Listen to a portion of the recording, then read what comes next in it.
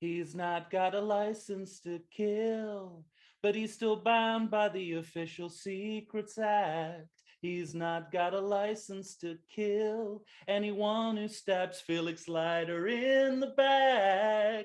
Not got a license to kill. He disagreed with something that ate him. Everything or Nothing sequel presents License to Kill. I'm Tom Stewart of Lonesome Whistle Productions. My best man is my co-host Michael Shantz from the How Dare You Awards as we turn rogue agent and continue our video coverage of 6 Bond films that could be considered continuing sequels rather than standalone adventures every other month through 2022. Hello there, Mike. Hello.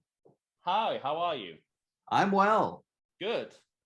I am pleased and excited to be here to talk about this movie with you, my friend. And you're already drinking, which is, what we like to see. And we both have we have the only two drinks of the only two drinks in the movie. Mine, by the way, if you exclude gasoline, maybe. Yeah. Mine, by the way, was shaken, not stirred. Right. Very, very specific. So yeah, I've got a Bud with a lime, which Bond considers... Now you didn't go bottle.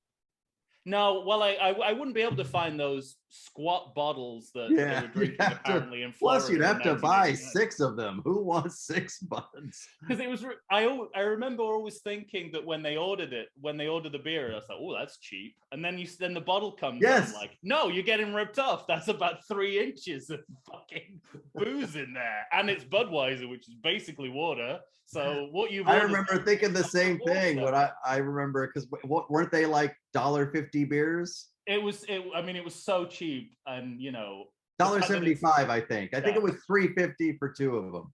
I mean, it says it all about how tight British people are, that he's got like a brick of money in his speedboat, and he doesn't even pay his bar tab for 2 $1.50 beers. Well, and I think you mentioned this off air the other day. We were talking about the movie because for your Bud, it's even, Carrie Lowell orders the Buds or a Budweiser, and the server and you, sir, and he's like, whatever, 2, like, yeah, fine, get out of here. Which is, it's what Daniel Craig does in Casino Royale, and everyone, oh my god, it's so good. He does it, Timothy Dalton does it done before, and Timothy Dalton does it in 1989, and everyone sort of goes, well, that's not very James Bond. So, which is exactly, I mean, could not be more apropos of how the reactions to Daniel Craig doing something with James Bond and Timothy Dalton doing something with James Bond that's very similar, and yet the reactions from the audience completely divergent. Different, yeah. It's funny. But I'm really glad you have your martini, and you have olives, which I was interested to see was there instead of the typical twist. And I think from this point onwards, we start getting olives in martinis. Maybe in the movies. Well, certainly Pierce Brosnan in Die Another Day has olives in his martini on his Virgin Atlantic flight. And Inspector, I believe, well, we'll get there, but Inspector, I believe that he has a dirty martini on the train. So maybe Big Olive intervened at this point in Bond movie history and told them to switch from lemons to olives. That's amazing. But and it's also like, so Bond doesn't drink either of these drinks. Yeah, right. He orders both of them and doesn't drink and never drinks them. I think it's fascinating. Right. And you wonder how much like Dalton's pushing for that, or whether it's from the producers. It's like, oh, we don't want to make too big a deal out of this anymore. Mm-hmm. And in the Dalton era, there seems to be a lot of kind of making a point of not doing things that you associate with James Bond, which is fascinating because that's what Daniel Craig is all about. Yeah. You know, right down like in The Living Daylights, the first time he says Bond, James Bond, he purposefully throws it away as a kind of fuck you almost to that catchphrase. And with the drinks here, I think he's doing the same thing. And I wonder where that kind of comes from, because the movies themselves are, does it come from him himself, or does it come from directors or producers? Or I know the because we have a professional James Bond director directing this movie in John Glenn. John Glenn, who's been directed every Bond movie. This is the last Bond movie he'll direct. The first one he directs is For Your Eyes Only. Yeah. So that's all of the 1980s Bond movies are directed by John Glenn. Yeah. And that's late Roger Moore through to early and late Timothy Dalton. Late Roger Moore. Late Roger Moore and early and late, right, simultaneously Timothy Dalton. In a span of 2 movies, early and late. He definitely pushed for the throwaway delivery of James Bond in The Living Daylights. And so in my mind, this is all what he does with drinks in this movie is an extrapolation of that. Like that, you know, it's like, I'll order it, but I'm not drinking it. I mean, the bud is obviously, there's a lot of product placement there, but yeah, that's fine. We're used to that. It's not as good as it's been before, or will be later. I mean, I'm sure you're going to have a lot of questions for me, but I have the question of all questions of where we should start for this movie. Okay, well, I'll hear your thoughts while I'm eating my crawlers. The spelling of license. Thoughts, please. Why don't you tell us tell me your dilemma with this? As an American, I mean, it's wrong, right? I mean, as an American, I see 2 C's and I think you've done it wrong. How dare you? Get your shit together. That's funny because even in my notes, I've written it the right way. which is the wrong, which is with an S. Okay. Yeah. And well, at the top of my notes, I wrote license with an S. But it's funny as well. Even though I couldn't make myself put the C, the second C. And you know, even though I know that's how it's titled. That's not even the biggest problem with the title. The biggest problem is the title is that it's wrong. It's wrong in terms of spelling. It's spelt wrong, and as my little musical intro suggested, right, this is the only movie where he doesn't have a license to kill. Right. And do you know the background of this? You know what the original title is and how this came about? No. Oh wow. Okay. You'll be interested to hear this. The original title was License Revoked. Oh. But it was.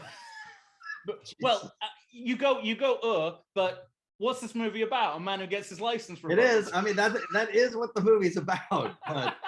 So it's a better description of the movie. But everyone had that reaction that you had, and there was some concern about whether revoked was too expensive a word for people to for a mass audience to understand immediately. So, they went with the more generic. So they basically said, this movie is about a license to kill. Yeah. And that's what they ended up with. But I have a note here. It's the first non-literary James Bond film title. I was just going to ask you. Yes. Because aside from James Bond Book Club and having read that first book, I haven't read the James Bond books in the same way that you have. So Casino Royale is my only James Bond book. Yeah. And so I was wondering, is this movie based on a book? No. Well, here's what's interesting. This is the first James Bond movie that is not named after a James Bond book or short story, All right. written by Ian Fleming. However, I would argue this is one of the most literary Bond movies. Because it's full of unused material from the novel of Live and Let Die, The Man with the Golden Gun. Milton Crest is a character from a James Bond short story. And there's references to Hemingway, there's references to Kennedy, who was, famously a fan of the James Bond book cycle. So it's a weird trade-off. Mm-hmm. We've lost the literary the literary trappings of the title, but the film itself is more Ian Fleming than most Bond movies. The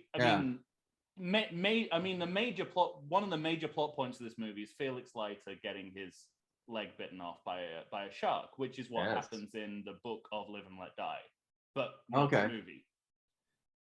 Even though the fact that it's the same Felix Leiter actor from Live and Let Die, seems to also make that connection. So, and we should talk about what makes this a sequel. That's an excellent segue there. Yeah. I promised I wouldn't comment on segues.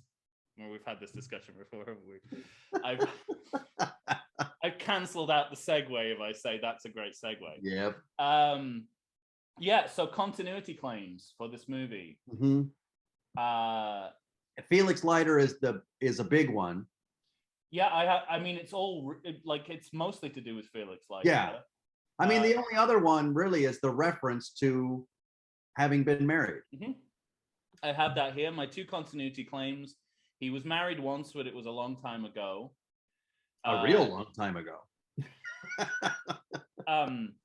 So, for the first time, we acknowledge that Dalton's Bond is a widow, and that he now exists in the continuum of the series. Yeah. So, we have a reference to a previous film, but also he's located in the timeline in a way that The Living Daylights didn't do. Yeah. And then the rest is all to do with Felix Leiter. Their previous adventures are referenced, both by having David Hedison return. And that's the first time we've had the same actor play Felix Leiter twice, by the way, as well. Oh, is it? Yes. Wow. And the second time is Jeffrey Wright. So yeah. There's another Craig parallel.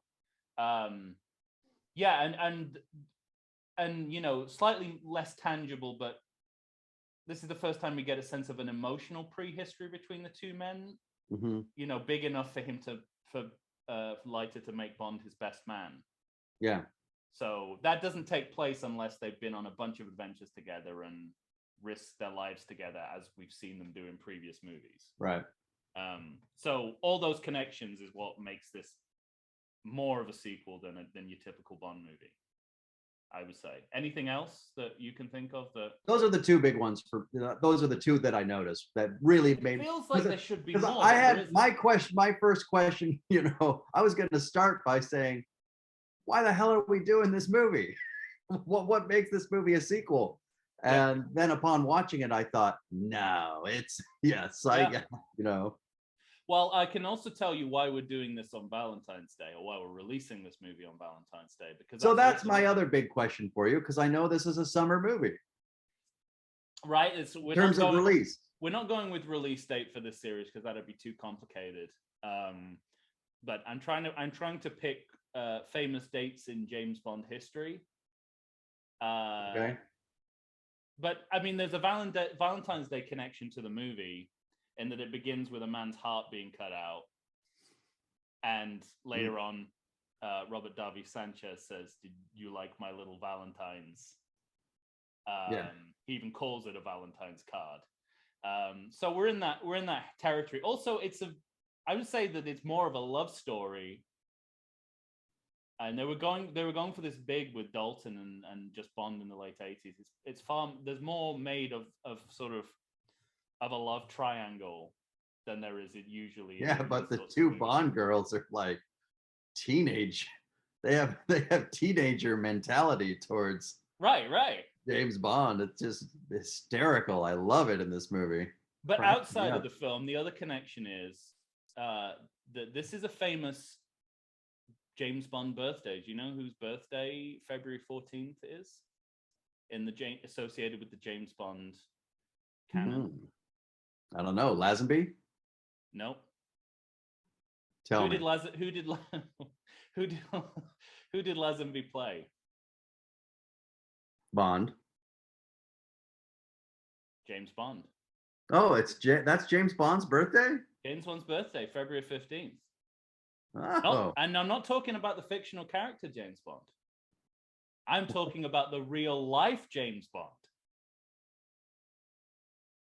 Which is The ornithologist and author whom Ian Fleming named. Oh, James see, I Bond thought you were captain. gonna say Ian Fleming himself. No. Okay. No. That's who Ian Fleming thinks he is, but Yeah. he's not. He's not James Bond, but he thinks he is. No. So, American ornithologist and author who wrote about birds in the Caribbean, and Ian Fleming had his bird watching books.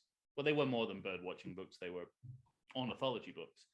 And he wanted a name that he said sounded flat, and he liked James Bond. He thought it wouldn't, he could write it and it wouldn't interrupt what was going on. Which is already a slight on this man who he continues to insult throughout his lifetime. So so first of all, Ian Fleming took the name of James Bond. You can go to the James Bond Book Club bookmark that we just did, and there's more on this. But just to sum it up, he took the name without permission. This guy didn't know his name was being used until the 1960s when the books became popular in America. Because wow. Because and there you go. The real life James Bond is an American. Fantastic. And then in the mid 60s, Ian Fleming visited the real James Bond at his home in Jamaica, uninvited, for the weekend. I was going to say to add insult to injury, but it's adding injury to insult. Insult? He's already, it's adding, there's been multiple insults and multiple injuries. So, yes, February 14th, the real James Bond. Happy birthday. Happy birthday indeed. That's fantastic. So there you go. So that's why we're doing this on Valentine's Day. Yeah, I have a lot. I have a lot of. Do you have any more questions? Because then I can get straight into our talking points. No, yeah. I mean, I've been on quite a roller coaster ride with this particular James Bond movie. Tell me about that. Well, or do you want to let it come out? No, I mean, like let's just put it out there. This is one of the James Bond movies I've seen the least of. I remember watching on E when the movie was coming out, all kinds of behind the scenes stuff, and I was so excited. These special trucks that they built that could tilt on one side and do wheelies, that kind of thing, and they had to build them special for the movie. And I went and saw the movie in the theater, and for reasons I still can't really fathom at this point, I hated the movie the first time I saw it. I didn't like it, and I never watched it again. And we've talked about this. I decided to sit down and watch or rewatch all the James Bond movies when the pandemic started. I was watching a crazy thing to do. Who would spend their time doing something like that? I know one person. And I rewatched every James Bond movie during the pandemic, and License to Kill, I think, was my most pleasant surprise. I remember thinking, why did I not like this movie? What's my problem? I don't know. And then I watched it just a day ago, and I liked it even more. Oh, great. Okay. I'm glad it's climbing in your estimation. It's I gotta say, all of that I think is vindicated. Like, as someone who who like has a soft spot for like 98% of the Bond movies, and like a much higher tolerance that most people have for the failures of the series. I kind of feel like, you know, the the comparison I use is that there was a drug-addled indie group from Britain in the late 80s, the early 90s, called the Happy Mondays.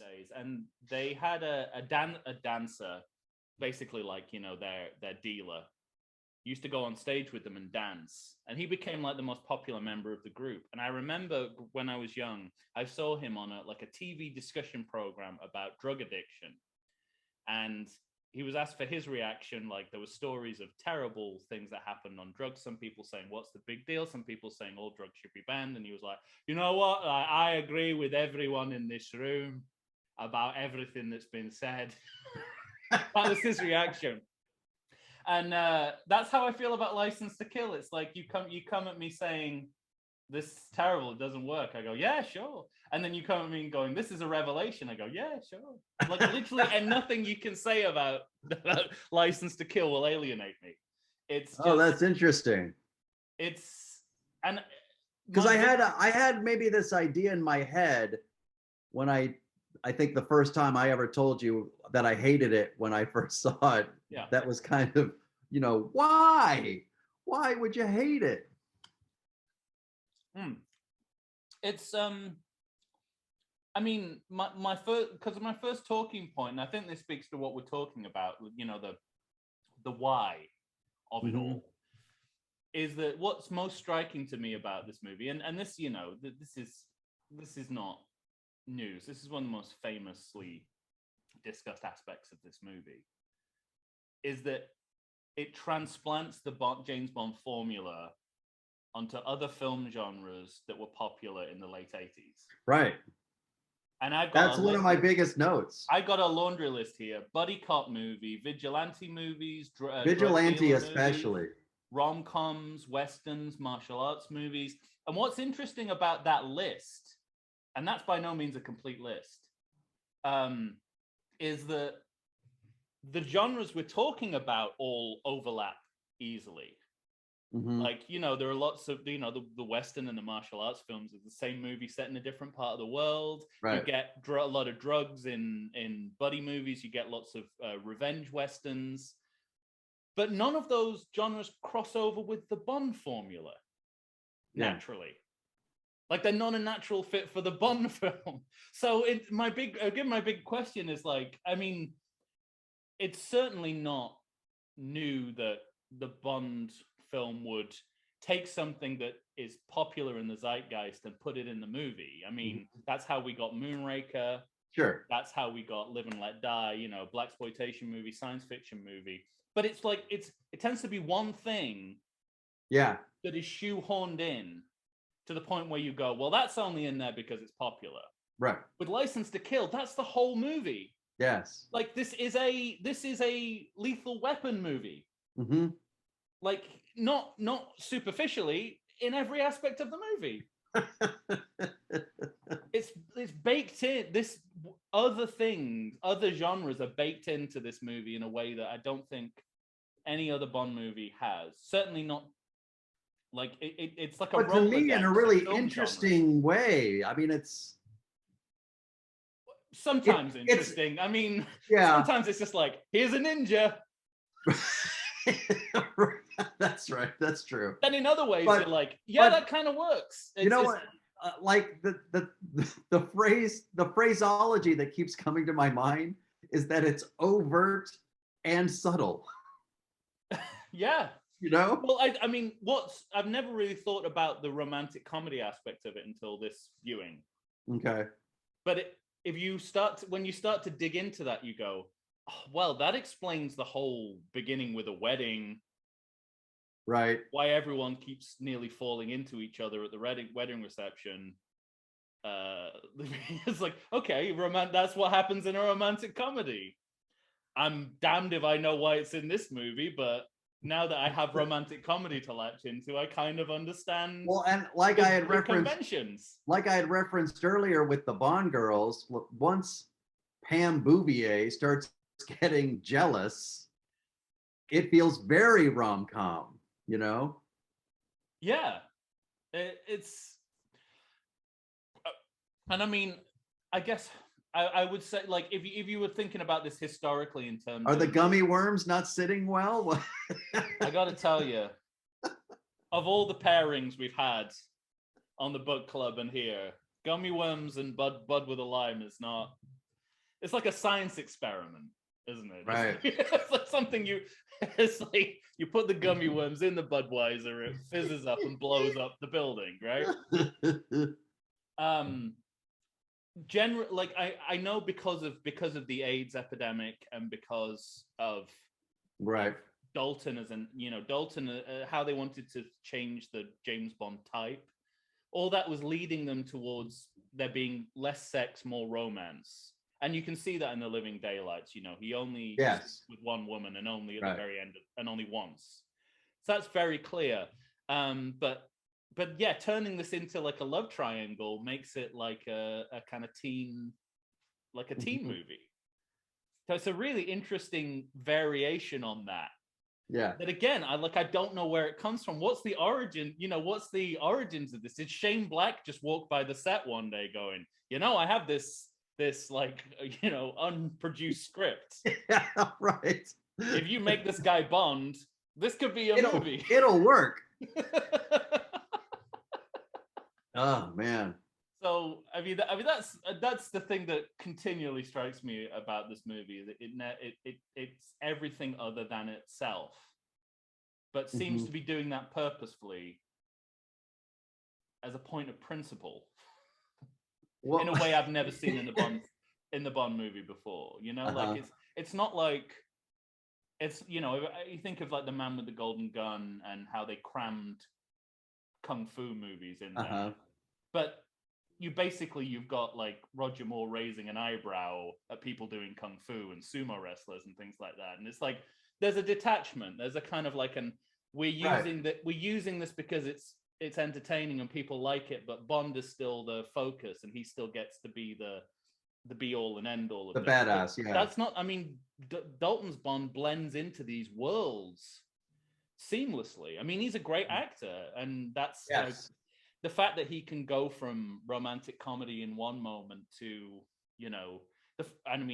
one of his most famous movies is Jane Eyre, so he understands like romance genres, to like revenge western in the next, and then he's doing buddy cop shtick, and it's like, wow. I lament that we didn't have more Timothy Dalton as Bond. I mean, he's my favorite performance of the role. Yeah, always has been. Really interesting. Yeah, unrivaled. I think he's an endlessly fascinating James Bond. And I think the sort of the fact that this movie is regarded as a failed experiment in many senses overshadowed the work that he does in this movie. So I'm curious about that, because my sense of it at the time was that it was not a particularly well-regarded James Bond movie, but I see that it has 78% on Rotten Tomatoes.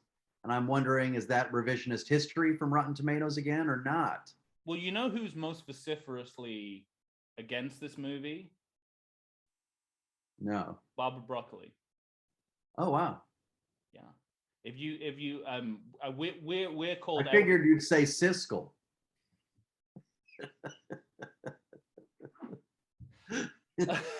And yet Ebert was all over it. No, so there's a brilliant documentary that was made in 2012 called Everything or Nothing: The Untold Story of the James Bond Movies, and it's very much, it's an Eon in-house production, so it's the same people making the Bond films, and that's the perspective you get. But it's still a good documentary, even with that that gloss on it. And Barbara Broccoli, it's no holds barred. She says, license, she does the old Stallone Rocky V thing. She says, License to Kill didn't work. And specifically, she says there was too much violence in it. That it says Bond film should not have that much violence in it. Pushed it too It's far. not a very violent movie. Even when Comparatively, it is. even when violent things are happening, you're not Relative to the Bond series okay. Yeah, and to visualizing violence in a way that is closer to the real world. mm. And All this right. is all very relative, because in abstract terms you're absolutely right. Yeah, I mean, but you know, it's think about, visceral in the sense of you feel you you feel Felix Leiter's plight. You're thinking to yourself, he's yeah. in the water. Oh man. And we see blood and gore, which we don't always get Yeah. in the Bond movie. I mean, even in Live and Let Die, when Kananga turns into a balloon, it's not represented in any way that you could connect to the real world. And yet, Yeah, and you do get that. When it happens to Milton Credit here, yeah, you get a similar yeah. yeah, but you see it more as a kind of more as a piece of gore. Yeah. But yeah, it's all. I mean, it's absolutely all relative. But Well, and it's funny because I have a note that says, are we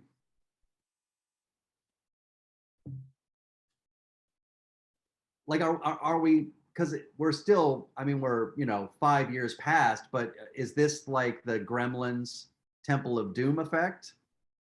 That's what I wondered. Was like, were we trying to tap into that without showing quite as much the visceralness of it, without being as overt as those movies are? Well, they lifted everything else from popular 80s Hollywood cinema. Yeah. So why would we stop there? I think that's exactly what's going on here. All right. Um, But it's interesting to me because this is the second of the Dalton movies, and you don't see any of that sort of thing in Living Daylights. I think if you substitute the word violence for sadism, I think Barbara Broccoli has a better argument. This is a very sadistic movie. Okay. Yeah. It takes pleasure in the violence towards people in a way that we haven't. I mean, this movie starts with putting a woman in her place. It's like, that's how you know it's an 80s movie. Fuck.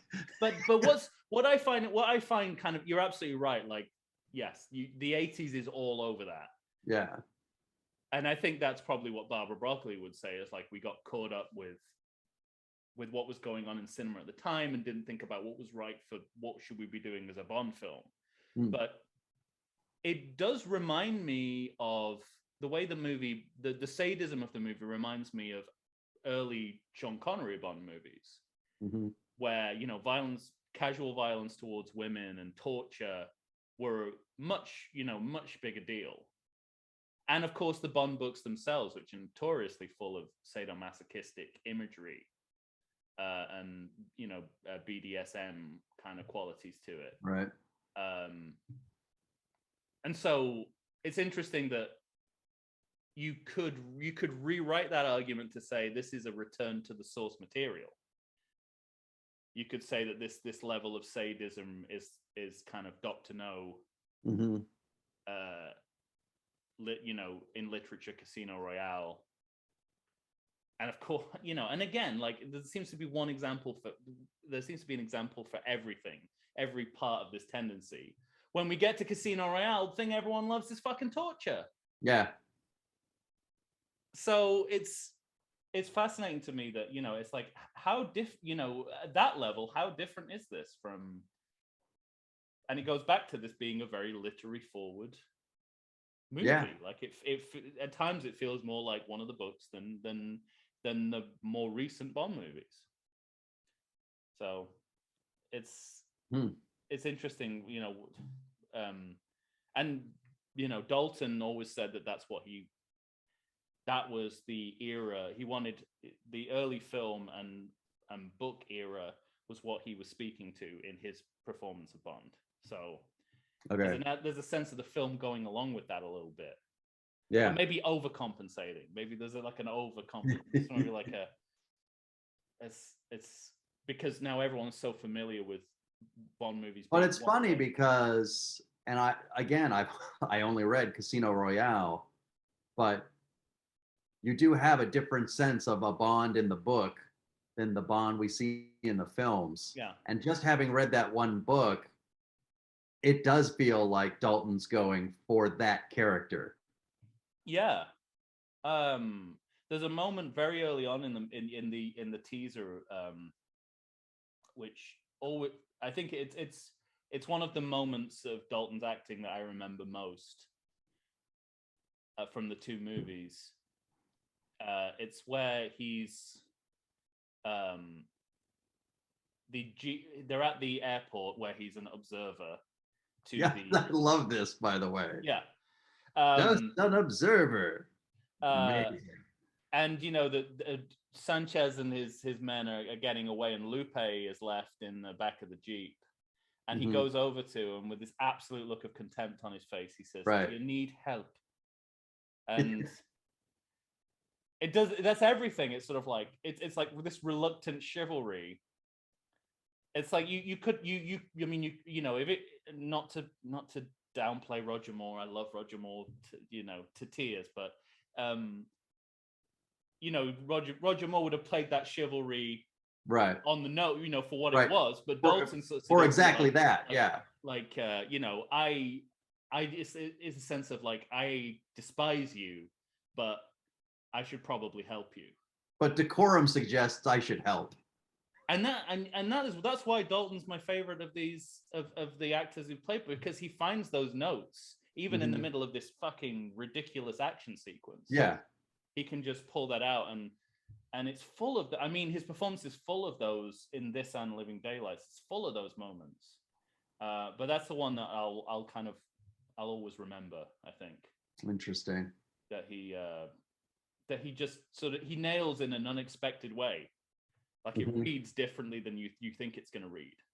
And why that? I mean, that whenever I've seen him interviewed about, what his idea of Bond was, especially in that Everything or Nothing documentary, he says, I wanted to go for the less palatable elements of the Bond character. Like I wanted to play that up.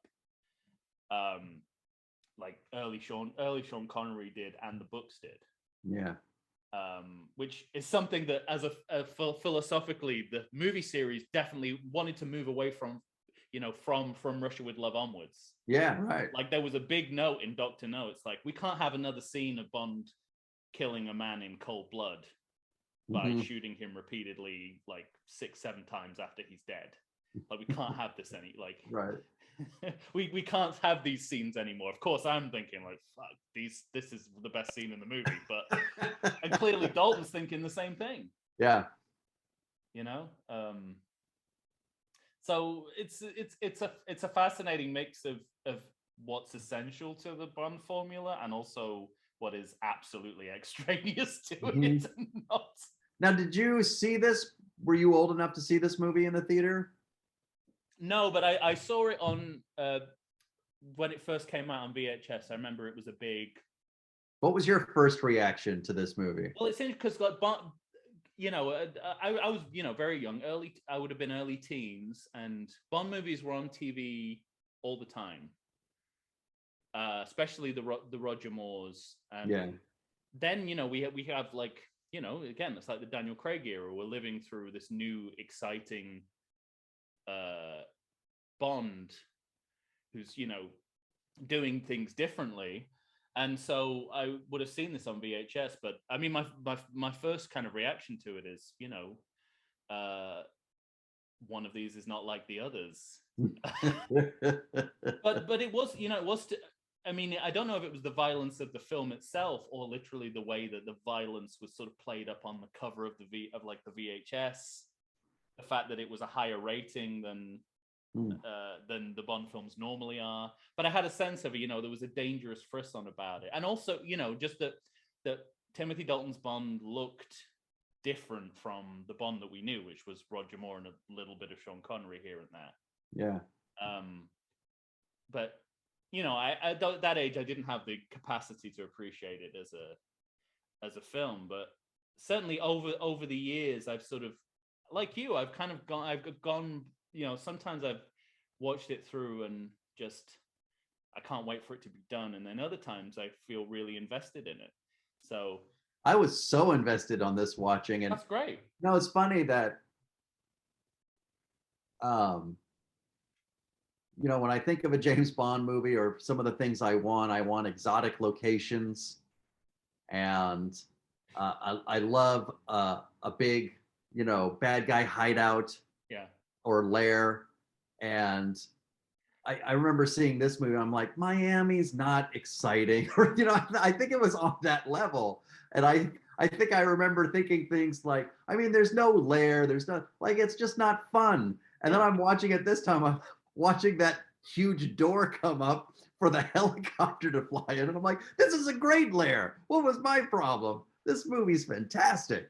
Well, I mean, that was another one of my talking points was like, in spite of everything that's kind of uh laid onto this movie, do the elements of the formula stand up? Is there enough I think they girls do. and villains and stunts and allies Yes. and gadgets, and it sort of seems to me that You have it's a great henchman. You have a villain. I mean, like I every mean vehicles. I'm yes, trying to think, like, if you break there are it down at the atomic chases. level of the formula, you're sort of like, well, you're getting everything. Hmm. Like, you're not getting everything that you're supposed to get. You got water stunts. Not necessarily water sex, but water stunts. There might be one moment of water sex in Yeah, this movie. It's hard to say because yeah. they cut away. Yeah, no, I mean, I think I would overall, like, I don't like, yeah, at no point in this movie do I kind of feel cheated for any of the, Yeah. and I have more of a problem with the movies that don't offer me, the Bond movies that don't offer me the kind of compensations. Hmm. Like, I feel like Bond movies are made for me. It's And like you only, right? yeah, for my Yeah. eyes only. Um, because I'm doing like a checklist in my head as I'm going. It's like, exactly as you. I'm like, well, you can't really get a better henchman than Dario. Oh, Sanchez is they're Sanchez really is a good. pretty Sanchez is a pretty good villain. I mean, what more do you? It's like, what more do you want? That would be Mhm. my reaction if I was Yeah. Michael G. Wilson in 1989. It's like the premiere. What more do you want? I found on this watching, it was very fascinating to see Benicio del Toro so young and still making probably the most interesting acting choices in the movie. He's definitely got lazier, hasn't he? Like, as an act, like, you look at Right. that and you look at The Last Jedi and you think, Yeah. you're coasting. He's trading on his name at that point. You are coasting. And you look at this and you're like, this guy's like, and then you have this whole backstory for him that he was in the Contras, and Uh-huh. like, fuck, that's really good. That's like, aside from the fact that they invent a Latin American country and capital for the sake of the movie, I'm just like, the fact that Mhm. they just say, he was with the Contras, that's the kind of guy that Sanchez would hire. I was like, good job. I mean, that's Living Daylights level geopolitical accuracy, Right. Yeah. which is, it is not associated in this period with Bond. It's like, it's an optional pleasure. If you get the history right, Yeah. it's good, but you don't need to get the history right.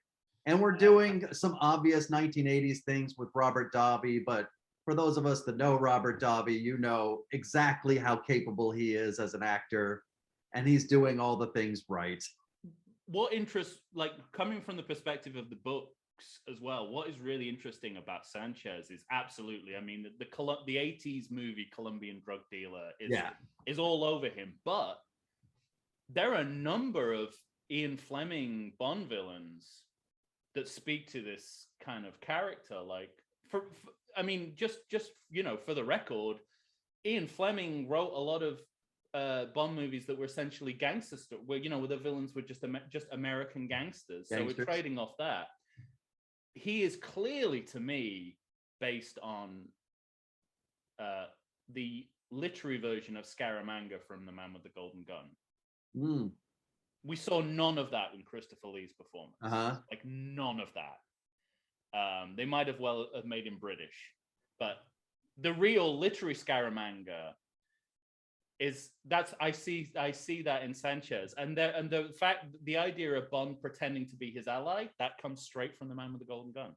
Does it? Yeah, he does I exactly was the gonna same say thing. that He's James like Bond is doing James Bond things like showing up and telling them his name, even though he knows that like in a day or two, people are going to arrive that know that he has been stirring pots and fucking shit up. I hadn't even thought about that even when he's going undercover, he's still using his own name and his own backstory.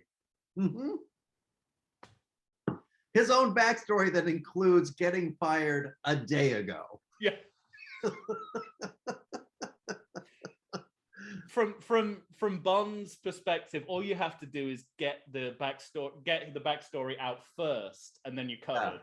Because it's only the fact that like Hela tell Sanchez that after Bond's told it to him that matters. Yeah. That's Sanchez trusts him because because it's like, well, I know he's working for the government, but he already told me that, so he must be trustworthy. Because he said I used to. As of a day ago. Yeah. And it's not really clear that the paperwork's been done. Right. Exactly. So like he hasn't got his P45 yet, really, has he? Because they're still trying to find that. You mean that they've sent the most British man alive. Moneypenny still calling Q Branch. Yeah. They've sent the most British man alive out to recover him. Right. In one of the greatest cameos in any Bond movie. I mean, that guy's not famous. That guy is not famous. He hasn't done much apart from this. But I have never seen a more, like, if you look up the word British in a dictionary, there's a picture of this guy. I think it's one of the most amazing cameos. That's good. And not a famous guy, but he must have come from like a casting agency. It's just like British Types Inc. Anyway, well, go on. You're about to say something. Yeah, I got a big question for you. There was something that happens in this movie that I latched onto and found so interesting. And it's when he goes to see Robert Brown as M. And Robert one of my favorite scenes in all of Bond. Oh my God. Robert Brown says, then I tender my resignation. And he says, we're not a country club, 007. And all of a sudden, you're like, there's so much packed into that. Mm-hmm. So you're saying you're a 007 until you die. Yeah. Do I have that correct? Yeah. That's amazing. Yeah. And again, I don't want to keep putting this, too fine a point on it, but this is what supposedly Judi Dench in Casino Royale, that was the baseline of her M. Right. It was like, where you have a short life expectancy as a 00, and that's. But even in that movie, at the end of that movie, he does type a thing. He says, "I tender my resignation immediately, effective immediately." Yeah. Which he does in the book as well. Yeah. Yeah. But in this movie, they're saying, no, that's not how it works here, sir. You get your ass to your next assignment. I mean, that scene is incredible for so many. I mean, I'm a huge supporter of Robert Brown as M. I know.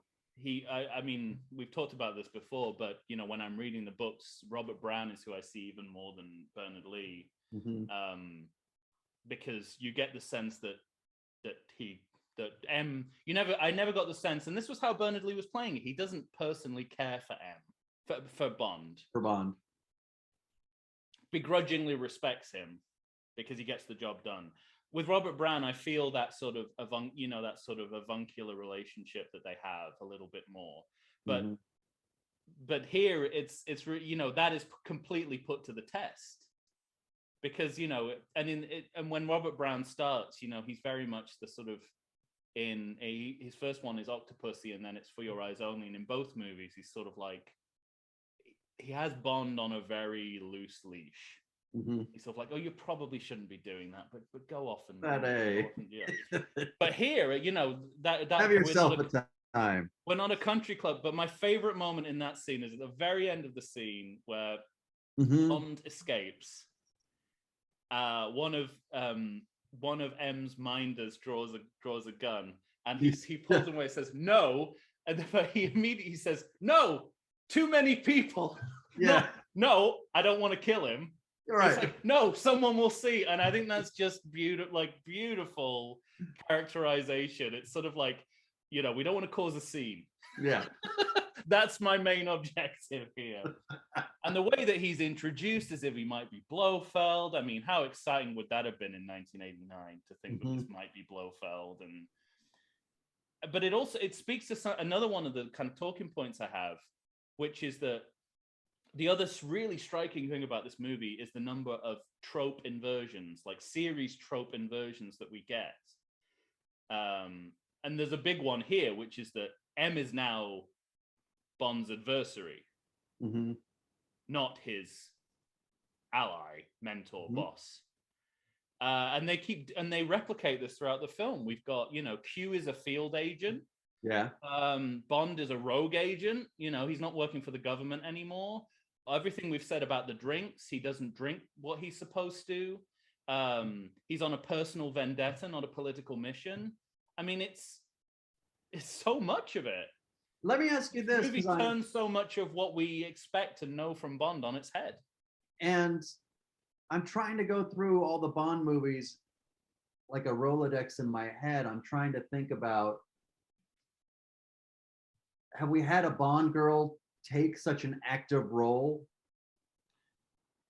Yes, but yeah, I mean,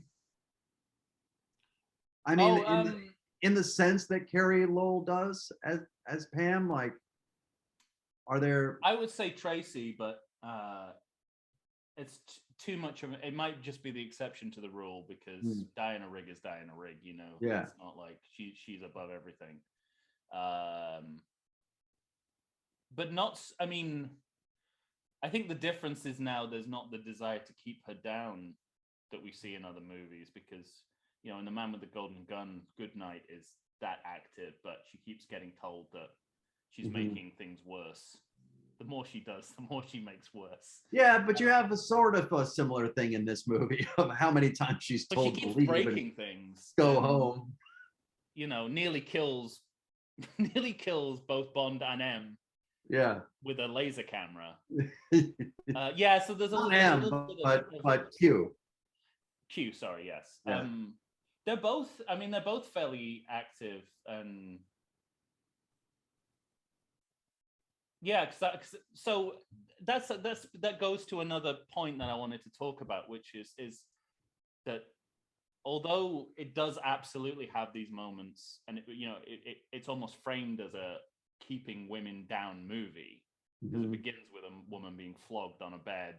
Yeah. And we have moments where Carrie Lowell's told to go home and don't interfere and all that sort of stuff. But there's also, there's the roots of kind of questioning some of the sexism and misogyny of the world of James Bond, I think. Yeah. Because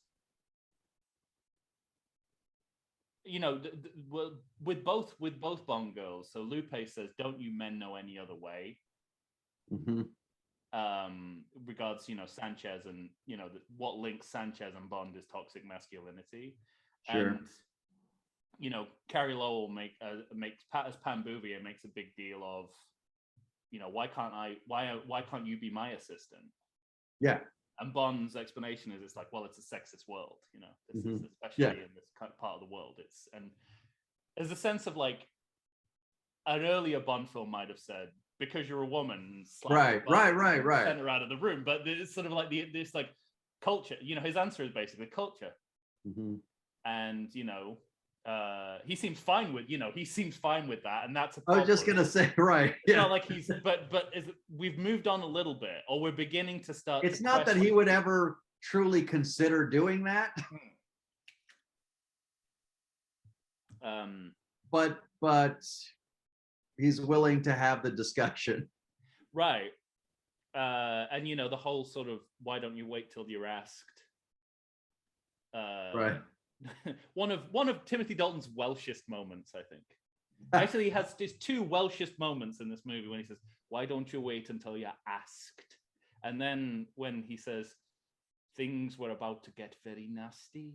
Like that. It's like gets very. I mean, his Welshness comes out. But I don't know whether that's there, whether that stands out to me because of the gender aspects, because there's so much kind of decentering of the moral universe of the Bond movies. So like there's so much crossover between hero and villain, the high kill count, the sadism, the fact that we're basically following Sanchez's story, not Bond's. Yeah, right. Kind of weird. Yeah. Like I can't remember many Bond films where we take the movie through the villain so much. It's kind of at a certain point in this movie, you're thinking to yourself, when is Sanchez gonna find out that Bond's lying? Yeah. You know? as if this is Robert Darby's movie, you know. Yeah, exactly. And that struck me too, is like, you know, is Bond a supporting character in this movie? You know, he's a man without a mission. He's like the sidekick of everyone else's mission. Right. First lighter,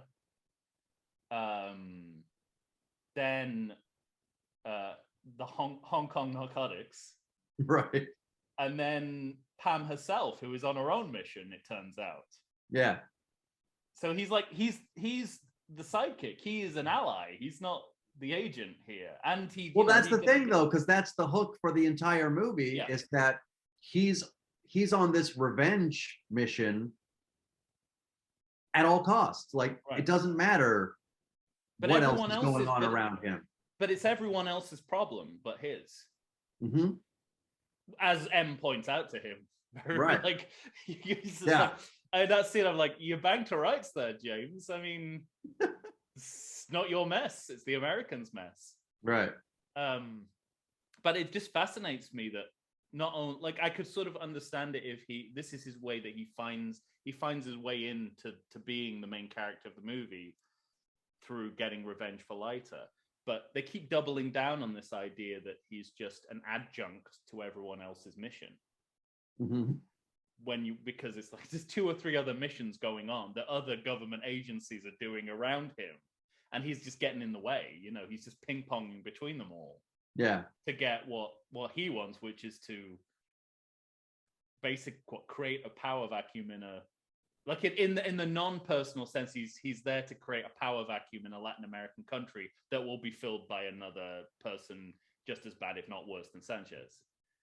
I mean, that's something the movie never addresses. Is that I don't know what this President Lopez's personal politics are, but I suspect he's going to rule with an iron fist and make everyone suffer even more than they did under Sanchez. Yeah. But the movie doesn't address that. By the way, is that guy is that the guy from Once Upon a Time in Mexico? President Lopez? I should have looked this up. I think it is. You might be right. Oh, I want to look it up. Well, I mean, I wanted to at some point talk about casting.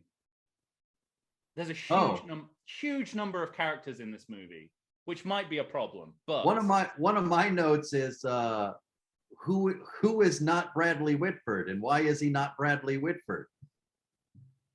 Are you talking about Jimmy from Seinfeld? Yeah. That's my answer. Don't touch Jimmy. That's who that is, and he's playing it very much like "Don't touch Jimmy." That's true. I think that would have been. But I just think it's funny because it's so Reaganite. You know, the young American who set up the business, and then you have the henchman, not the henchman, but the evil genius who, you know, I mean, he wants to sell drugs and he wants all the money, but not more. He doesn't care if he's blowing shit up. Like, now he's fully focused on Bond because he only cares about loyalty, which is made such a thing of here. It's his Achilles heel, but it's also kind of our reason to like him, I guess. Which is odd. Strange. Again, like, because he's the main character and he's got to have something, you know, we've got to have some attachment to him. But I think my two notes on casting and character is there's too many characters going. There's just too many. This is supposed to be this is supposed to be like a personal vendetta, yet you have to know what everyone's doing at every point in the movie, and it spoils that dimension of it. The other point is go ahead. Yeah, and then the other one, on a much more positive note, is there's a lot of strange casting in this movie, but nearly all of it is effective. Yeah. Wayne Newton. I have the most glowing things to say about Wayne Newton in this It's movie. almost a perfect comic performance, isn't it? It is. Beats the shit out of that scientist in No Time to Die. Yeah, it's not almost. It is. It's pitch perfect. But what was the impetus? What is the impetus to put Wayne Newton in a Bond movie? I don't know. How did that happen? But I'm so glad they did. Because he is simultaneously lecherous, greedy, but pious. It's amazing. It's a, you know, and the movie kind of pulls that trick again and again. I think this Jimmy from Seinfeld. I'm just like, wow, yeah, that's exactly the right person for that role. The guy that M sends to recover Bond. It's like, yeah, that's exactly who that should be. But it just, you know,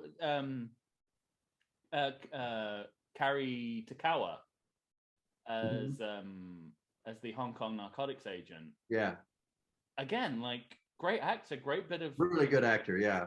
Great bit of, you know, casting, and the movie just keeps pulling on those like threads of this bit of casting shouldn't work, but it does here and there. But so I get the sense you agree with me about that. But so what do you think about there being too many? I love that I love the performance and the characterization of Jimmy from Seinfeld, but I don't need to see whether he survives or not. Like I don't care. Right? Well, yeah, I mean, it means nothing to me whether he lives or dies. Right. And it's, you know, it's the kind of thing, it's like, you know, they kind of put together a weird dynamic between him and Robert Davi towards the end of the movie, in the sense of, you know, loyalty or passion versus the cold, steely idea of business. Yeah. From a monetary standpoint, you know.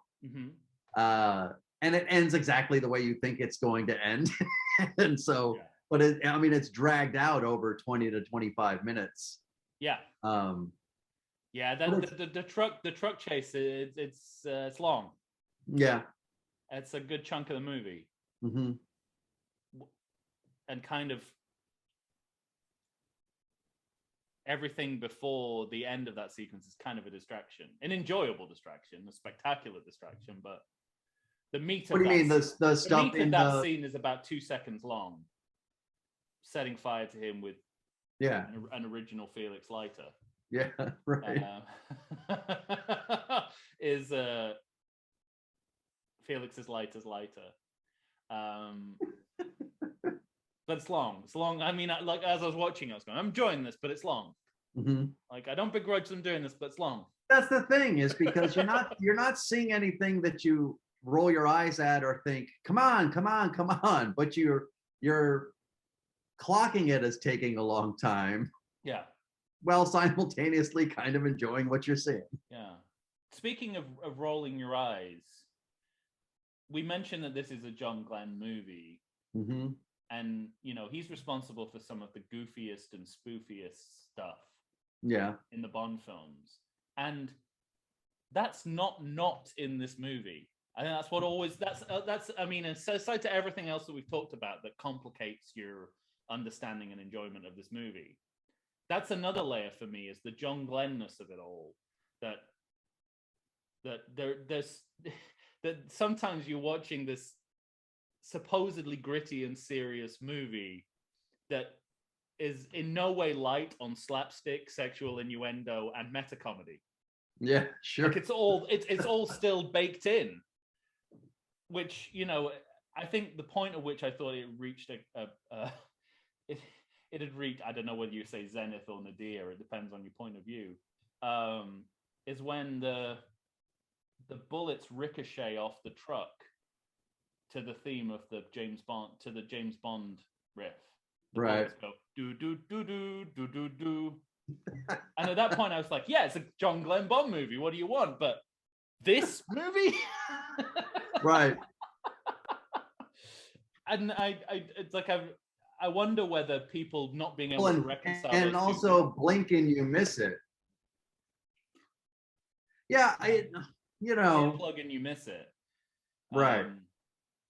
I mean, it's you know, there's a lot of slapstick in there. Like, I mean, the wedding scene at the beginning, it's like people nearly falling into cakes. You know, Yeah.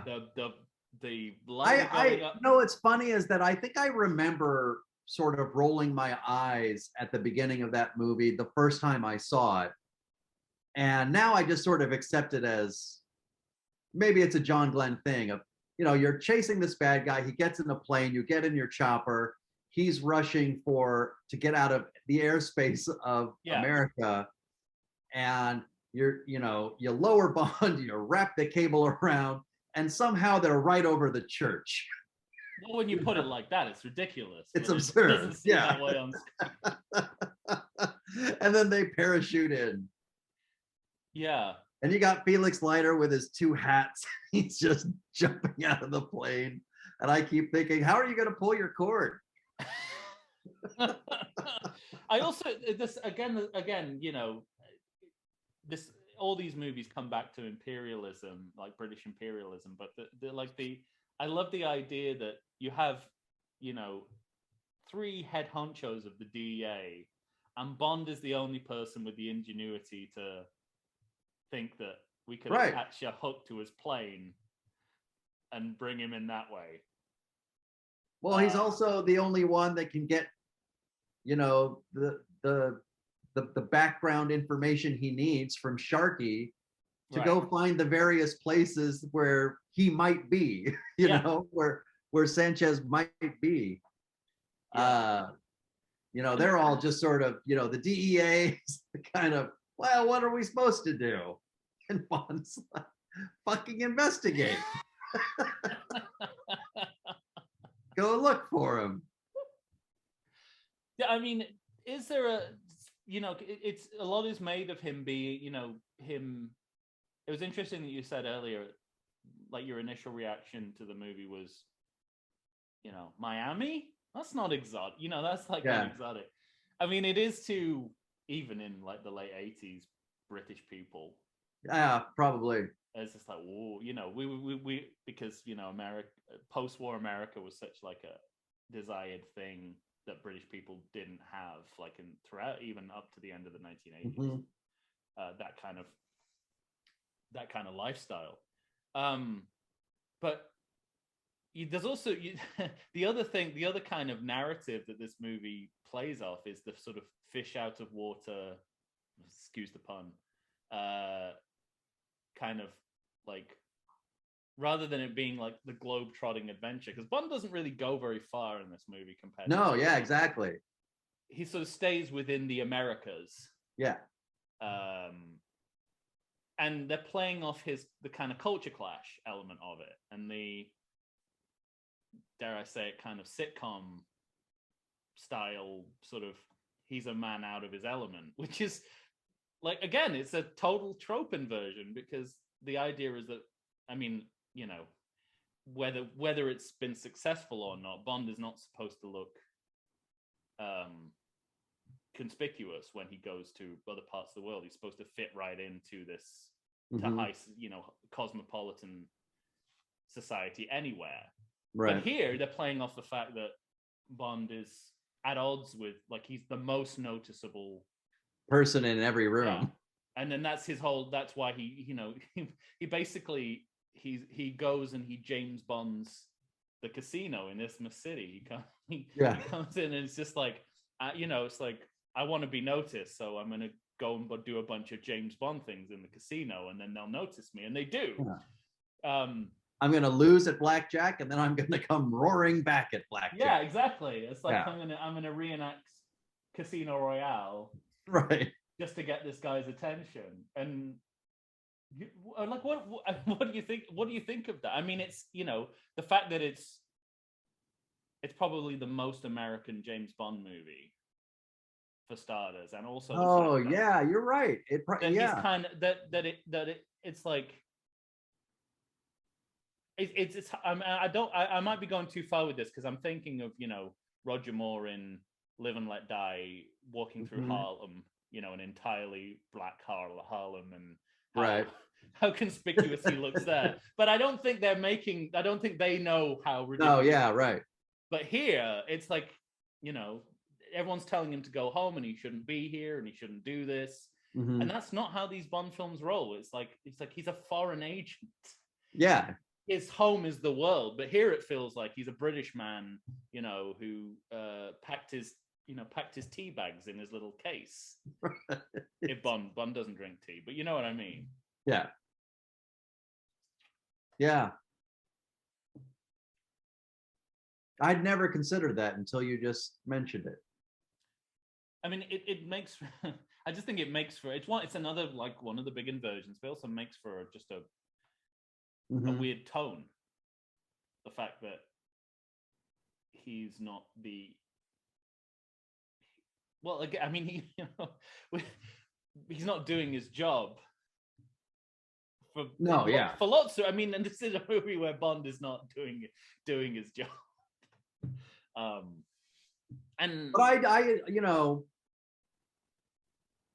we've been talking about sort of comparisons and drawing towards Daniel Craig's James Bonds, and I got a lot of that in this one, because there are moments influential for the Daniel Craig era. Yeah, the idea of him as a rogue agent is, On Her Majesty's Secret Service is the first to do it, but it's very late on in the movie, and it's when he has no other options. Here, they solidify the idea that Bond could become a rogue agent if he doesn't like the way things are going. And that's what Daniel Craig is about. It's sort of like, I don't like what you're telling me to do, I'm going to go rogue. Right. And that all starts here with Dalton's Bond making the choice at the Hemingway house and saying, okay, well, you can either toe the line, or that's it, you're done. Yeah. And he actively goes, you know what, I'm done, and I'm going to do my own thing. And for you. And throughout the Daniel Craig movies, they can't stop him being a rogue agent. He's just like, he starts off a rogue agent in most of the movies. That's his baseline. That's his starting point. Like, one of the first things we see him do is break into M's house. Occasionally he comes in and does some work, to the point where, I mean, No Time to Die is just like, you're going to be rehired on a temporary capacity. Yeah. Because your job is a rogue agent. Yeah. But you're an independent contractor that we'll occasionally bring in to do some government-sponsored missions. That's good stuff. So it's interesting, like Barbara Broccoli would at once say, what we did with Daniel Craig is the best thing we've ever done, and at the same time, License to Kill is a piece of shit. And I was like, well, they're two sides of the same coin. But you're so borrowing. you're borrowing from that movie. I think there was maybe just the sense that the world wasn't ready for it.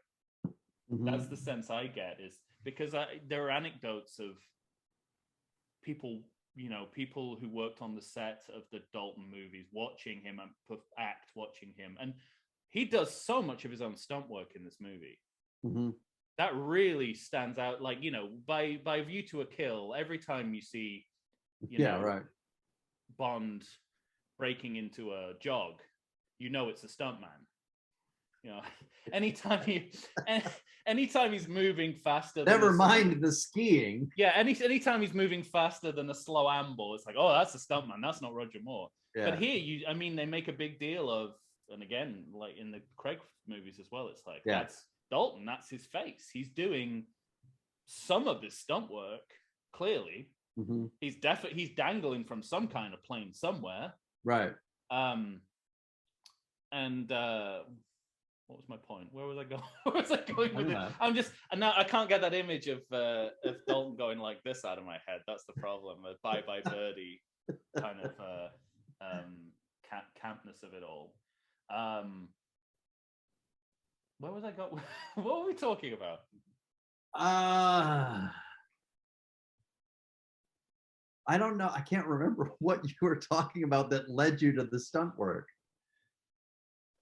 Because I had started formulating this question in my mind for you of, I love it in James Bond movies when James Bond gets caught. It's just a delight to me that the world's most sophisticated spy is constantly getting caught. But it's really interesting to me in this movie that he gets caught, because he gets caught by a secondary set of characters, but there's something up,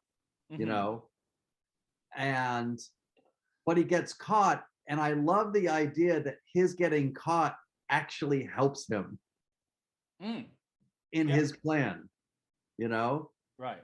It ingratiates him with Sanchez, and I think that's a little I tick that in the column of well done, writers. Yeah. I think that's the interesting thing. It's like conceptually, I think this just about works. I think they add too much on to the what's necessary in the story is Sanchez is a drug dealer and Bond plans to take him down, and there's so much around that it kind of gets. They just needed a reason for him to not kill Sanchez, so they, you know what I mean? They come up with this thing, and then you meet all these Chinese, Hong Kong. Hong Kong. So they're like, that's the other interest. Because at that time, kind of muddy thing is that they're right. Because it's Hong Kong, it means they're British and Chinese, right, at the same time in that era, at that time. So there's a sense of. But they explain what they've been doing this whole time, and then they're all dead like 90 seconds later. Yeah, and Hella's got whatever Brad Whitaker had in the Living Daylights. I wish they'd have made that connection. Yeah. Sort of like, well, these stingers were going cheap after Brad Whitaker was found dead in his Civil War recreation den. Joe Don. Yeah. But I mean, that was the nature of 80s Bond movies, like from, I think, probably Octopussy onwards. The plots are just, they're so labyrinthine. Living Daylights is the same. It's like, now where are the diamonds going, and who's got the opium, who's got the diamonds? And I was going to ask you, I still do not understand Octopussy till this day. It's like, is that a fake Fabergé egg or not? Just tell me. Just tell me. Are we on the set of Ocean's movie? Exactly. And here it's the same. I'm like, okay. But all that matters is I get it. I keep going. All that matters is he's a drug dealer. That's all that matters. Right. Because in your mind, you think to yourselves, okay, he got that plane. He's got the money. Now he deposits the money in the bank. Now he's taking the money out. Now he's going to put all the money into the, into the chamber. And the stingers come in, and it's like, what role do they play in this? And it's a basic. It's a revenge. That's where sometimes the extra genres help, because you go, okay, it's a revenge western. That's what I'm following. That's the through line I'm following here, because the rest of it is really hard to grasp. I wanted to ask you about music as well. Okay. I wanted to ask you about that too. Or what did you want to ask me about music? The theme song. You want to hear my thoughts on the theme song? I do. I like the theme song, both theme songs actually, because there's the end credits, Ending credits, yeah. Patti LaBelle's "If You Ask Me To," and the opening is the titles is "License to Kill" by Gladys Knight. I like those songs in and of themselves. Mm-hmm. I cannot think of two more innocuous songs to begin and end this movie with. Sorry, incongruous, not innocuous. Like, I cannot think of two worse, least suggestive songs. What? Like, I like this. It's everything that those songs are giving me is not what I got in the movie. Is what I'm saying. Yeah. They're. But in and of themselves, I love them. Okay, I'll go with you on that. I was so struck by when this movie starts and you kind of get those first beats of that first song of the title song, "License to Kill." It's a really well orchestrated piece of music. And I was so astonished that it really hits me in the solar plexus of what I think of James Bond. Yeah. In terms of hitting me with first notes. And are you talking about the title song or the gun barrel? Because I feel the same way about the gun barrel. Oh yeah. I think, and I was thinking title song. Okay, if we're just talking about the title songs, I think those they're Bond. They're definitely Bond-esque songs. They belong in the Bond music canon. They just don't quite complement this movie very well. All right. But that's also visually what's going on in the title sequence, because you would think this was a movie about a camera. Yes, that's one of my. So when the camera turns up, I'm like an hour and a half. Man, we're loving that Panasonic. Oh, I guess that's what that was a reference to. Like, it's kind of amazing, like how, I mean, a lot was made about. Is it only a reference to his assassination gun? Well, exactly. Well, there's historically, there's often been a dislocation between the title sequence and the movies because they're produced at different times. But so, right. I think, with No Time to Die, the title sequence we saw there was very much Danny Boyle's idea of the movie. Mm-hmm. That they didn't have time to redo, or they just thought, well, more or less works. I mean, it's just whatever. But here it's so off. Like it's like none of the themes of the movie are captured in this title sequence. And the fact, and again, you're sort of like, are there going to be Asian people in this movie? It's like an hour in, you're like, right. Well, it's for 10 minutes. Sure. I do remember thinking in the middle of the song, I remember thinking, why am I seeing an Asian woman in a sheer top? And I started going through my mind. I was like, are there any Asian people in this movie? I don't understand. And then the Asian people showed up. I was like, weak link, but okay. But there's also, I mean, one of the thing that I find interesting about these title sequences is like, there are times in the history where they seem like they belong to the movie more because, they integrate the actor in. So, I love those Roger Moore intro sequences where he's actually a part, they actually have him posing in the title sequence. And even when they didn't do that with I think of the Goldfinger one where they have, shots from the movie embedded in. They do that with On Her Majesty's Secret Service as well. Yeah. That feels like it's all part of the same, beast. But here it's just like Dalton's headshot, bunch of camera stuff, Asian people dancing. It's like, okay, that's nothing. That's got nothing to do with anything. It doesn't, really you're right. Headshot. I mean, it's like, that's a begrudgingly taken photo. It doesn't look like he's had, he spent any extra time posing for that. Right. But the other aspect of music I wanted to talk about was Michael Caiman. Okay. Who was the composer for this movie and famously for a number of 80s action movies. Has he done other Bond movies? No. Okay. And clearly the link is being made with the Lethal Weapon movies through Caiman. and Oh, okay. other 80s kind of action cop movies.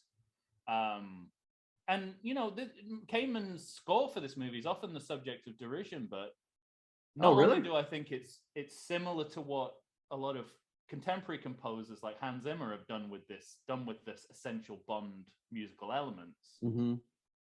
I also think it sort of works in its own right too. I think so. I think but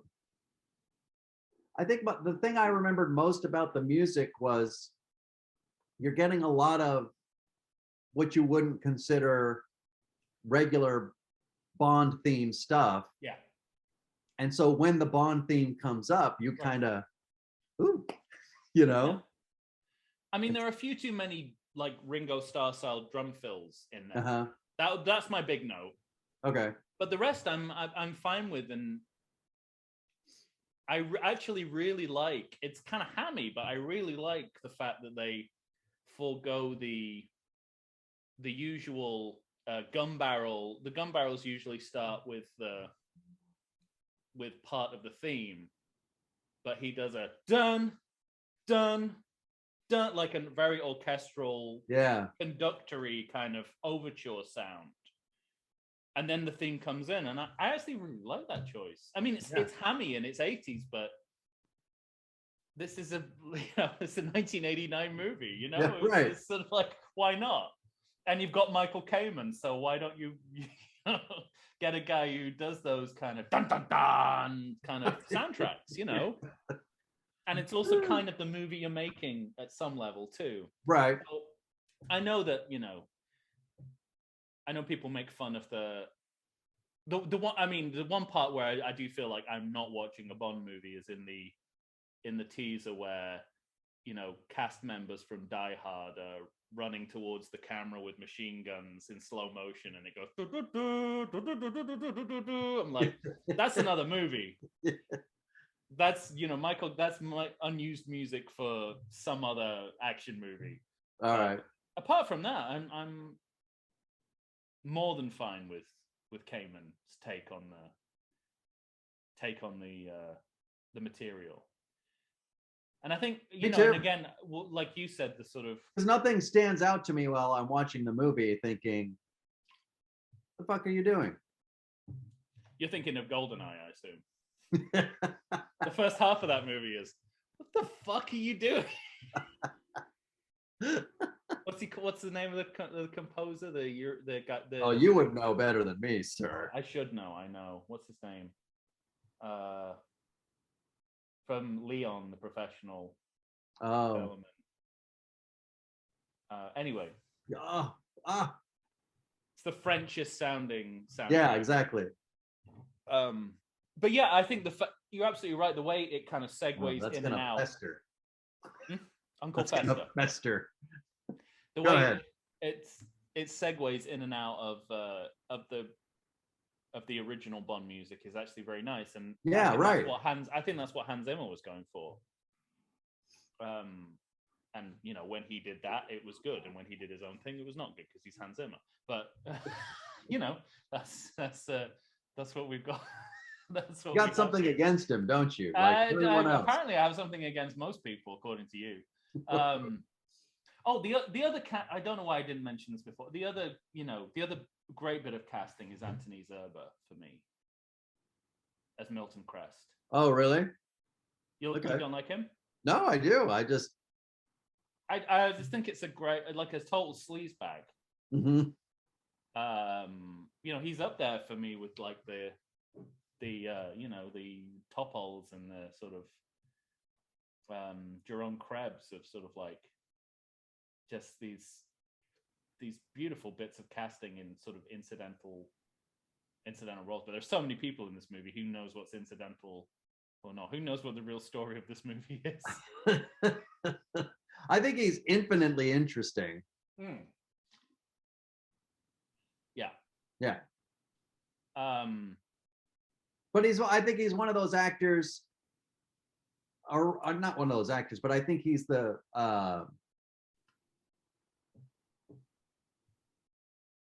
I think maybe he could be polarizing for some people. No, Oh, you think? I don't know. Hmm. I wonder if there are people who like him and people that don't. I remember he plays a Badmiral in Star Trek Nemesis, or is it Insurrection? It's one of the two. Mm-hmm. You know, those untrustworthy admirals Right. seem to get to admiral rank in the Star Trek universe. Whichever one has F. Murray Abraham. Yeah.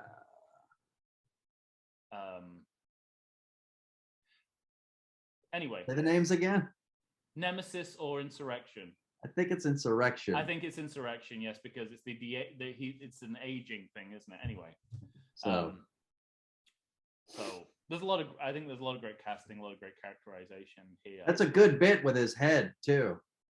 Yeah. I think that's what got them their PG-13 rating. Yeah.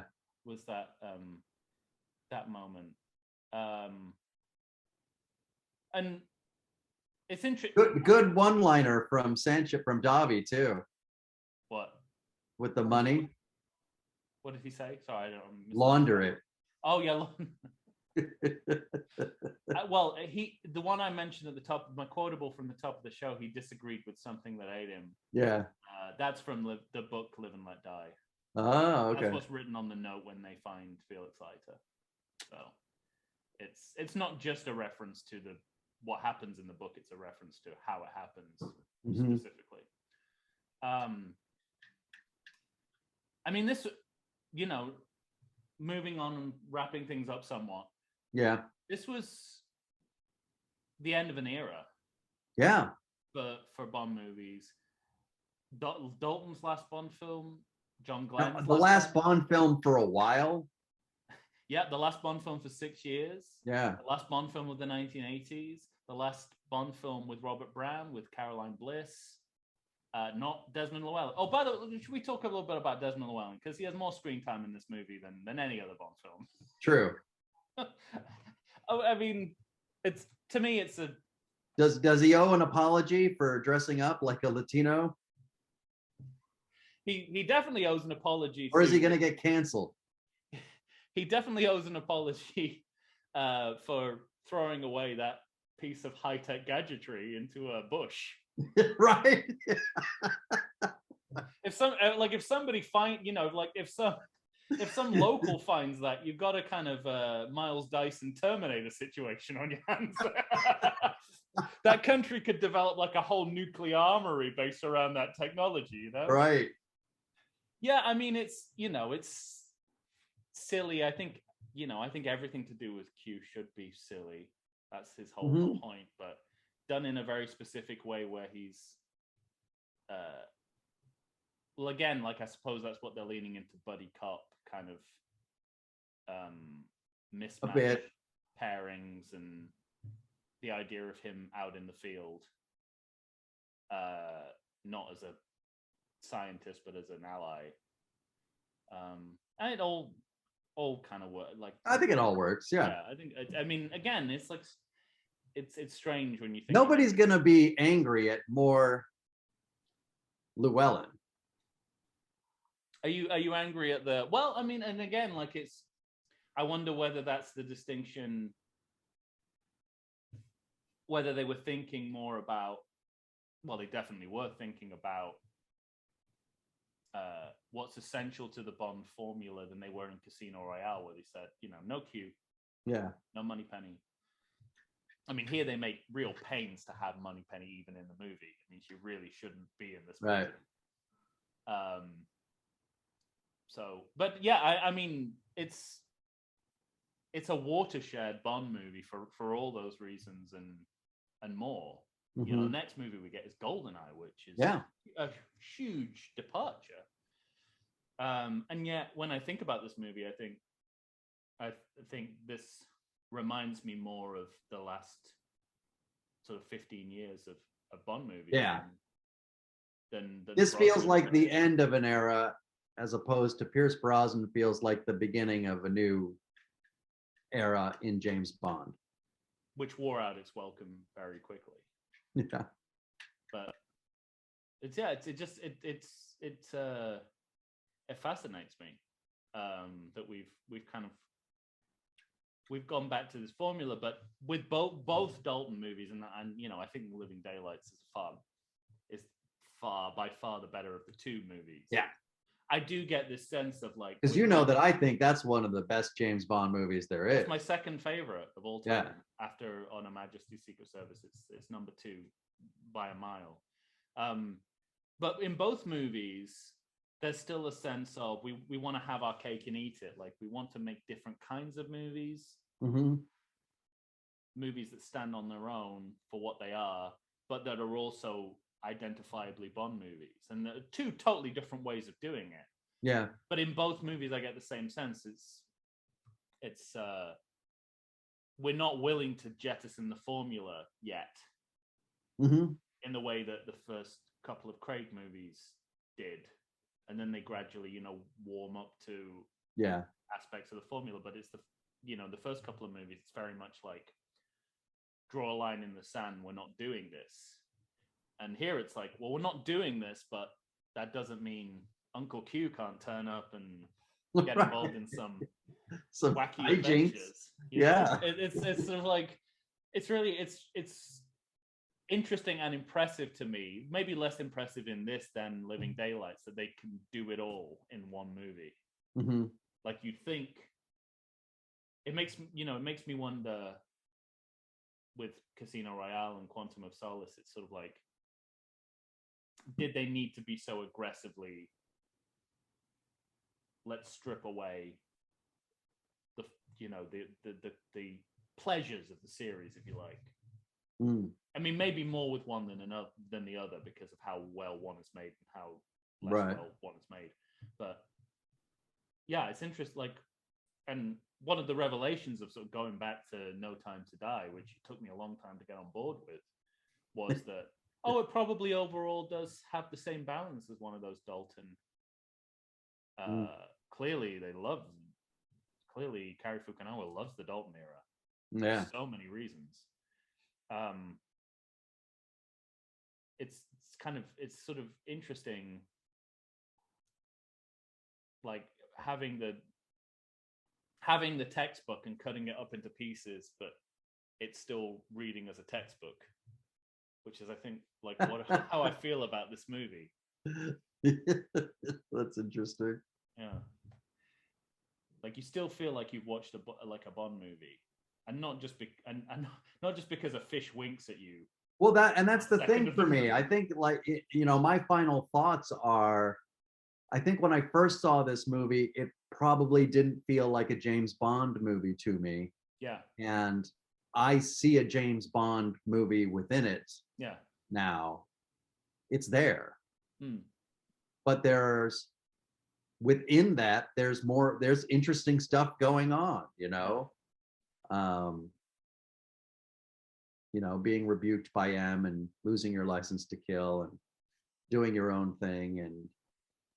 But it has that kind of Craig feel, in which the Scooby Gang starts helping him out anyway. Absolutely. And that's exactly what Moneypenny does here, It's a total ensemble movie, both on the villain and the hero side. Yeah.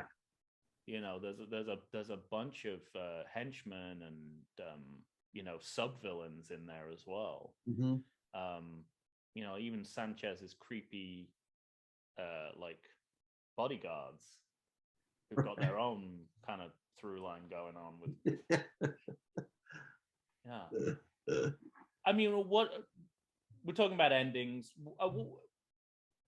Does it matter? Given all we've said, does it matter that in the end it doesn't matter? Because that's the thing. I mean, that always gets like, that this movie is essentially about a man going rogue, and at the end of the movie, it really doesn't matter that he went rogue. Right. M was willing to rehire him. There's somewhere between Beverly Hills Cop and Scooby-Doo, I mean, it's like said as a throwaway line from Q of, you know, I think M's got something for you, or whatever, you know, something you might be interested in, kind of a thing, just to let the audience know. All is forgiven. Yeah, just to let the audience know, by the way, not fired, don't worry about it. Does that compromise? But in retrospect, with this being his last movie, how interesting would it have been if that line's just not there? Right, if he still stays rogue. You leave with some ambiguity. Yeah. I think that probably would have been the way to go. But of course, at the time, they had no idea, right? Right, no. I mean, they didn't think that Dalton was going to be done, so... they went into development of a third movie before it all fell apart. There was no sense of... Certainly, he was, you know, the franchise was getting less popular, but there was no sense it was going to end the way it did. It was all studio economics that did that. I think that probably would have been the way. I think that probably would have been the way to go. And you could have done it anyway, because then you can address it in the next film. Yeah. You know. But it's sort of.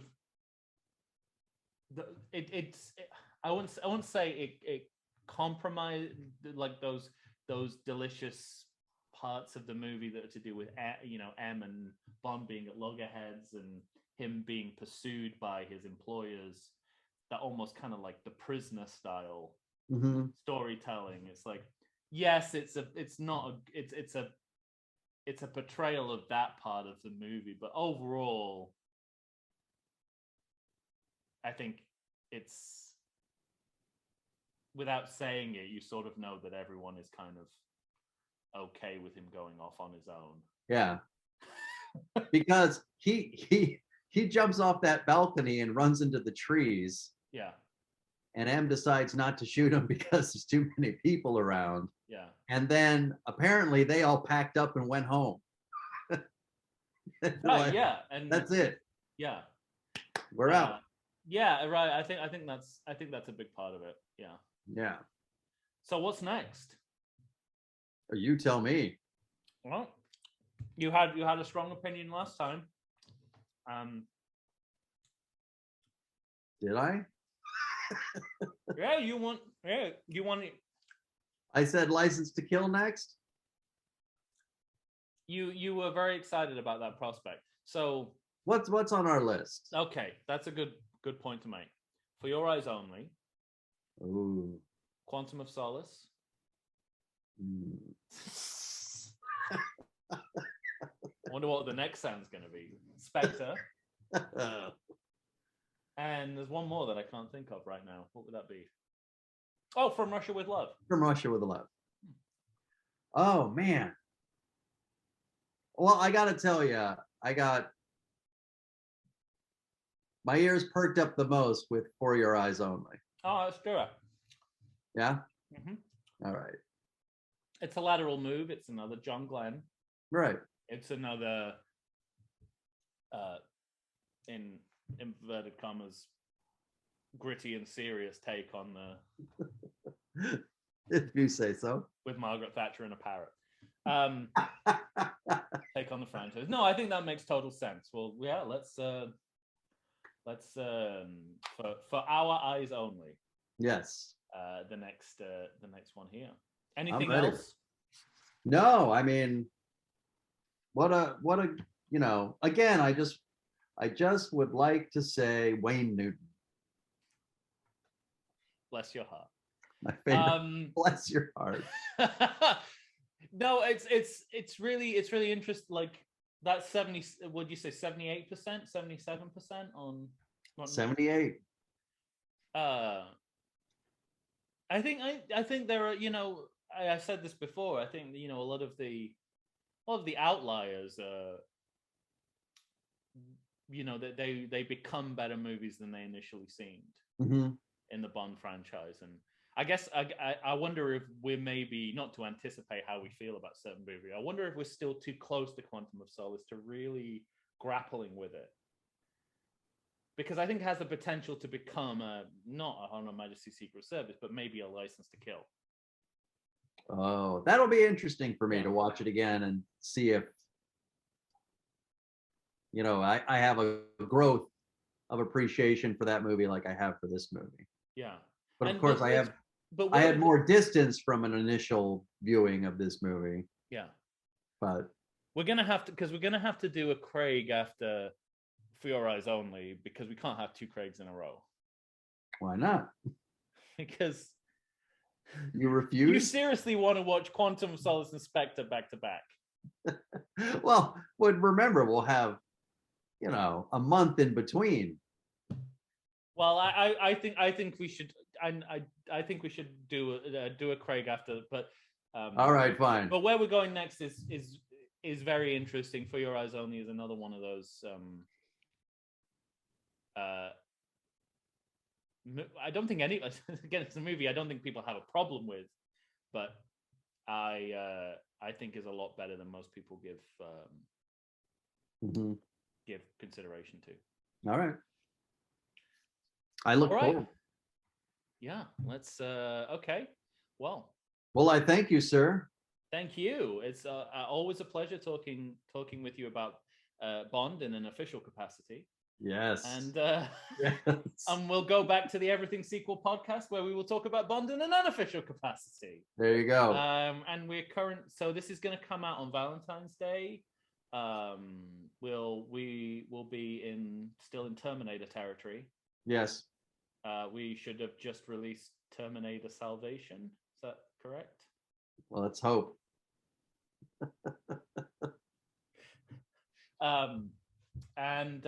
So next month, in a couple of months, we'll be back with For Your Eyes Only. Mm-hmm. For Your Ears Only, I suppose we should call it. For Your Eyes and Ears Only. There you go. Next month we're going to be back with here on YouTube with a watch along. With a watch along. Which I have some contenders I've yet to figure out. Okay. We've as always, I'll do in the words of Kramer on the Merv on his Merv Grisham show, we've officially bottomed out. We recently did the Treasure Buddies watch along. So really, there's nowhere to go but up. There's nowhere to go but up. But I'm sure it will be delicious, and you'll enjoy us, if not the movie. That's the philosophy behind the watch alongs. That's what we hope for. In lieu of the movie, that's us. All right. For whatever that's worth. Sorry. For whatever that's worth. Well, there's no good about goodbye, but I will say it anyway. Goodbye to you, sir. Goodbye to you, sir. Until next time, license revoked. I'm going rogue.